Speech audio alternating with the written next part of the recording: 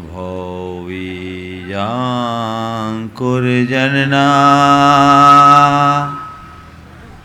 रागाद्या क्षयमुपागता यस्य ब्रह्मा वा विष्णुर्वा हरो जिनो वा नमस्तस्मै नमस्तस्मै नमस्तस्मै नमो नमः। जय बोलो अहिंसा परमो धर्म की जय जय जय। परम पूज आचार्य गुरुवर श्री विद्यासागर जी महाराज की जय जय जय। बोले परम पूज मनीषी प्रमाण सागर जी महाराज की। आज जब मैं यहाँ आ रहा था तो मुझसे एक भाई ने कहा कि महाराज श्री आज आप बंदियों को संबोधन देंगे।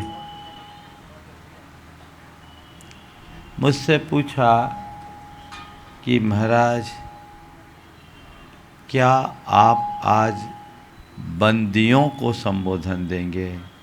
मैंने कहा नहीं, बंदों को संबोधन दूंगा। मैं यहाँ इस मानसिकता से नहीं आया कि यहाँ कुछ ऐसे लोग जिन्होंने कोई अपराध किया और अपराध की सज़ा काटने के लिए यहाँ आए। मैं इस मानसिकता से आया हूँ कि यहाँ वे लोग जिन्होंने कोई भूल चूक या परिस्थितिवश कोई गलती की, वे अपनी गलती को सुधारने के लिए यहाँ आए। मुझे आप लोगों के भीतर कोई अपराधी नहीं दिखता। मुझे आप लोगों में कोई ऋषि वाल्मीकि, कोई अंजन चोर और अंगुली माल के दर्शन होते हैं। हर व्यक्ति की आत्मा बहुत पवित्र होती है, लेकिन वह पवित्र आत्मा भी जब कोई गलत रास्ता पकड़ ले तो उससे गलतियां हो जाती। लेकिन इसका अर्थ ये नहीं है कि जो गलत है वो अनंत काल तक गलत ही बना रहेगा।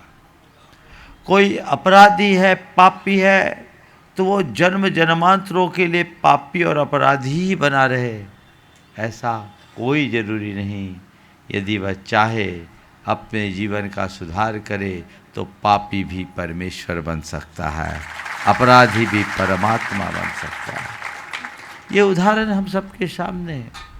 इसलिए मेरा आप सबसे ये कहना है कि आप भूल जाओ मैंने अतीत में क्या किया। बस मन में एक संकल्प लो कि मुझे अपना भविष्य उज्जवल बनाना है। अतीत के अपराधों को याद करने से जीवन में कुछ हासिल नहीं होता, लेकिन अतीत की गलतियों से सीख लेकर हम अपने भविष्य को बहुत अच्छा बना सकते हैं। बंधुओं, आज जो संत है वे अनादि से संत रहे ऐसी बात नहीं है, और आज जो अपराधी है वे अनंत काल तक अपराधी ही बने रहे ऐसी कोई बात नहीं।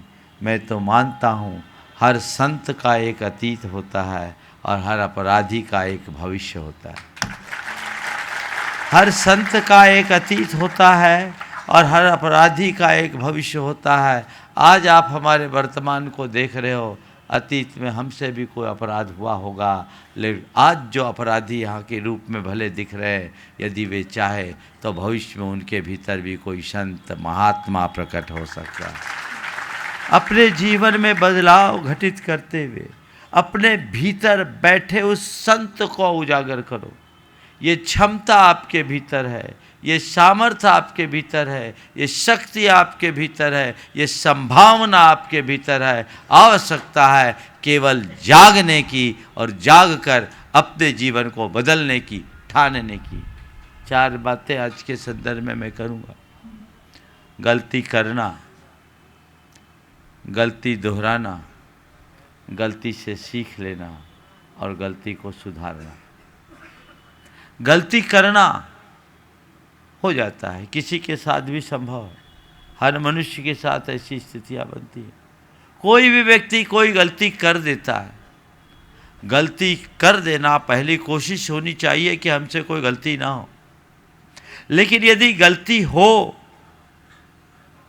गया, भावावेश में हो गया, लोभ लालच में हो गया, परिस्थिति वश हो गया, गलती हुई, लेकिन गलती करने के बाद यदि ऐसा एहसास हो कि हमसे गलती हुई, तो अपनी गलती को स्वीकारो और गलती को सुधार लो, तो हर इंसान के भीतर एक अच्छा इंसान प्रकट हो सकता है। गलती को सुधार कर हम आत्मा से परमात्मा बन सकते हैं। गलती करो मत, और गलती हो जाए तो उसे दोहराने से बचो। कुछ लोग हैं जिनसे कोई गलती होती है तो उनके मन में तुरंत ग्लानि होती है और वो अपनी गलती को सुधारने के लिए सचेष्ट होते हैं, और जो सुधार लेते हैं उनका उद्धार होता है। लेकिन जो गलती को गलती ही न माने, उनकी कहानी अलग होगी। मैं मानता हूँ यहाँ जितने लोग बैठे, ज़्यादातर लोग ऐसे होंगे जिनसे किसी परिस्थितिवश गलती हो गई हो।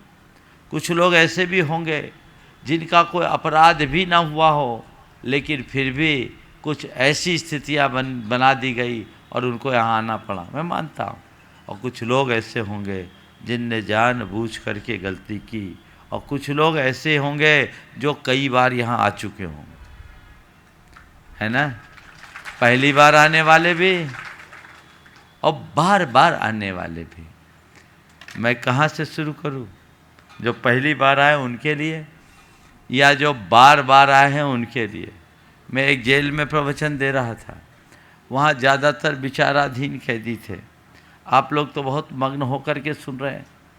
वहाँ जब मैं बोल रहा था तो मुझे लग रहा था कि इनको मैं सुना रहा हूँ, पर इनको सुनना नहीं है, इनको सुनना नहीं है। मैंने बाद में जेलर साहब से पूछा, वो एक यादव जी थे। बोले यादव साहब ये क्या बात है, आप कहाँ ले आए? बोले महाराज जी क्या बताऊँ, ये जितने हैं ये सब पेशेवर अपराधी है, ये कैजुअल लीव में यहाँ आते हैं, बाहर अपराध करते यहाँ आते हैं, इनको अपराध से डर नहीं लगता। जब तक व्यक्ति अपराध को अपराध नहीं समझता तब तक अपराध से बच नहीं सकता। अगर अपने जीवन को सुधारना है तो अपराध को अपराध मानो, गलती को गलती मानना शुरू करो। एक बात ध्यान रखने का है, हर मनुष्य जैसा करता है उसे वैसा भरना पड़ता है। हम अगर आम बोएंगे तो आम की फसल आएगी, और बबूल बोएंगे तो बबूल की कांटेदार फलियाँ मिलेगी। हम बबूल के बीज बोकर आम का फल नहीं खा सकते। हम जैसा करेंगे वैसा भरेंगे, ये हमारी संस्कृति में चिरंतन काल से हमें समझाया गया है। आज हम गलत करके दूसरों की आंखों में धूल झोंक सकते हैं, लेकिन ध्यान रखना, दूसरों की आंखों में हम बाद में धूल झोंकेंगे, अपना बुरा पहले करेंगे। हमारे मन में ऐसा भाव होना चाहिए कि जीवन में कोई गलती करूं नहीं, और यदि गलती हो गई तो उसे स्वीकार करूं, और स्वीकार करके उसका सुधार करूं। आप सबसे मैं ये कहता हूं, अपनी गलती को स्वीकार कीजिए और मन में एक ही बात समझिए, मुझे अपनी गलती को सुधारना है। आप यहाँ आए हो, आपके सामने दो दृष्टियाँ हो सकती है कि मुझे अंदर कर दिया गया। आप तो अंदर ही कहलाते हो ना, यहाँ कहाँ अंदर जाना पड़ेगा। अंदर आ गया, मुझे जेल में बंद हो गया, कर दिया गया। आप अपने आप को एक अपराधी, एक बंदी के रूप में भी महसूस कर सकते हो कि हमें हमारे किसी जुर्म से, हमारी किसी गुनाह से, हमारी किसी गलती के कारण हमें यहाँ भेज दिया गया। और आप ये सोचो कि कब वो समय पूरा हो और मैं बाहर निकलूं। एक दृष्टिकोण है, निकलोगे बाहर तो एक दिन सबको निकलना ही है, पर तभी निकलोगे जब तुम्हारा समय पूरा होगा। पर मैं आप सबसे कहता हूँ, इसी दृष्टि को बदलो। आप अपने मन से इस बात को हटा दो और ये बात दिमाग से निकालो कि मैं जेल में आया हूँ। आप ये सोचो कि मैं अपने पापों के प्रायश्चित के लिए आया हूँ, अपने जीवन के सुधार के लिए आया हूँ। दिन आपको बराबरी से काटना है।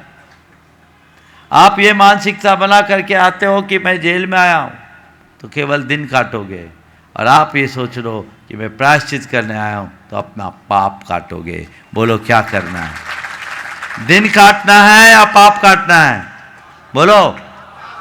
तो आज से अपने मन में ये सोचो कि आज मुझे जो कुछ भी जेल का प्रबंधन हमें जिम्मेदारी दे रहा है वो हमारे अनुशासन का एक पार्ट है, और ये मैं अपने गुनाहों का प्रायश्चित करने के लिए आया हूं,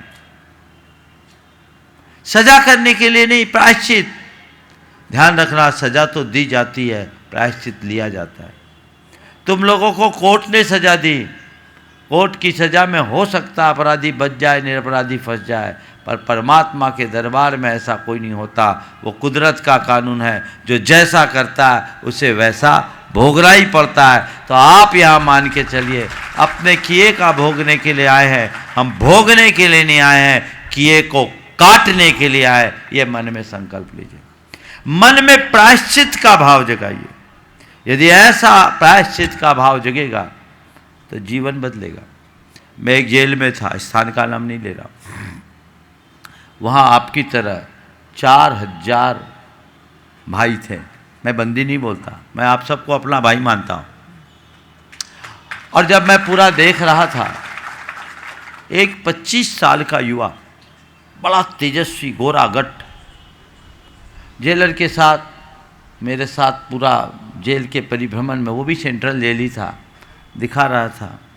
और जब मैं प्रवचन किया था तो वो पूरे प्रवचन में रो रहा था। मैंने उससे एक सवाल किया,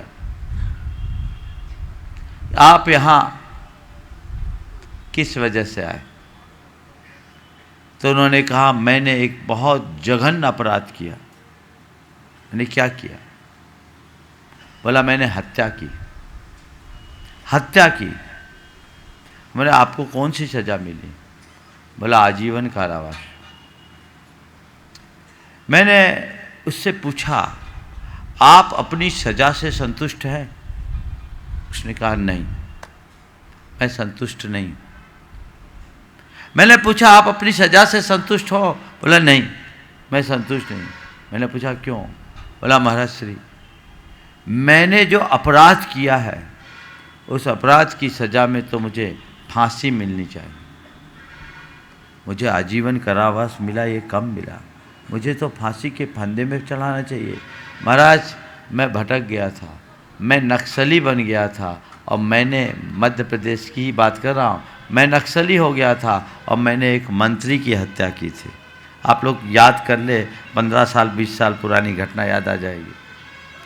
बोले, मैंने हत्या की, मैंने जो अपराध किया, मुझे लगता है कि मुझे फांसी के फंदे पे चढ़ाया जाना चाहिए था, मुझे फांसी की सज़ा मिलनी। और उसकी आंखों से आंसू।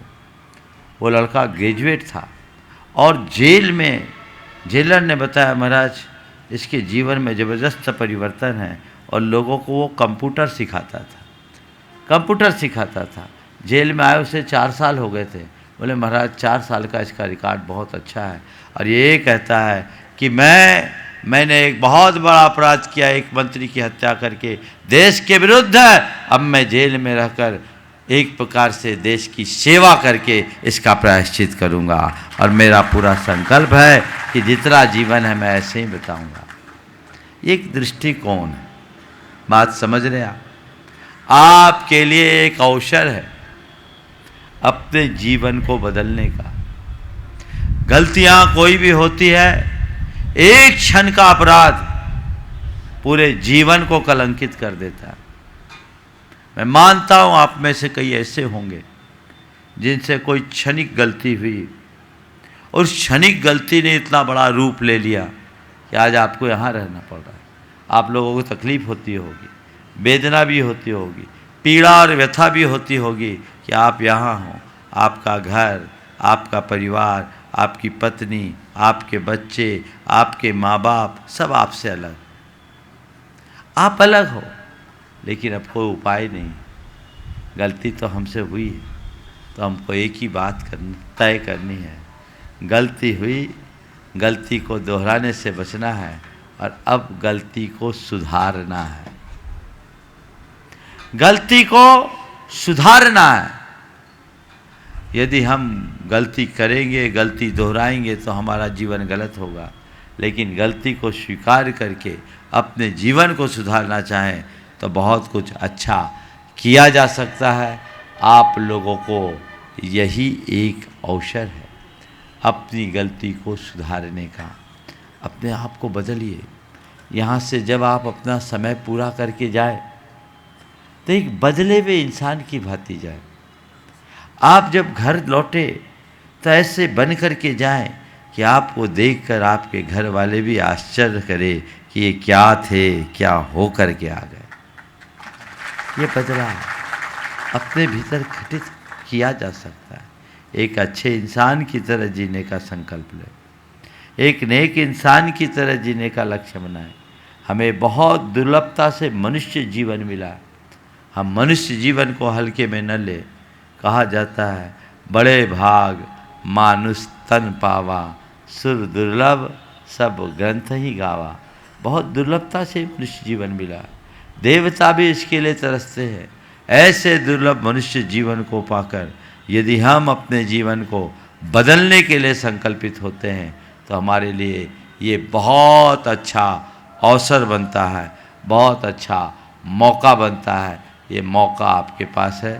आप अपनी सोच को सकारात्मक बनाइए और जेल के प्रशासन के साथ तालमेल बना करके जीने का अभ्यास कीजिए और ये कोशिश कीजिए, हे परमात्मा, रोज़ परमात्मा से सुबह से प्रार्थना करें कि हे परमात्मा, मेरी मति भ्रष्ट हो गई थी, मैंने आपकी शिक्षाओं को भुलाया, उसका परिणाम ऐसा हुआ। हे भगवान, आप मुझे ऐसी शक्ति दे कि मेरी मति सही बनी रहे, मेरी बुद्धि निर्मल बनी रहे, मैं अपने जीवन में अच्छा कर सकूं, अपने जीवन को अच्छा बना सकूं और जीवन को अच्छा बनाकर अपने जीवन का कायाकल्प कर सकूं। ये प्रयास और पुरुषार्थ आप सबको करना चाहिए। अपने मन में ऐसा संकल्प आज आप जगा लेंगे तो आपका आने वाला कल बहुत उज्जवल होगा। इसमें कोई संशय की बात नहीं है। इसलिए अपने भीतर के उस पक्ष को आप स्वीकार करें और अपने जीवन को आगे बढ़ाएं। आप सबका जीवन उज्जवल बने, आप सबका जीवन मंगलमय हो।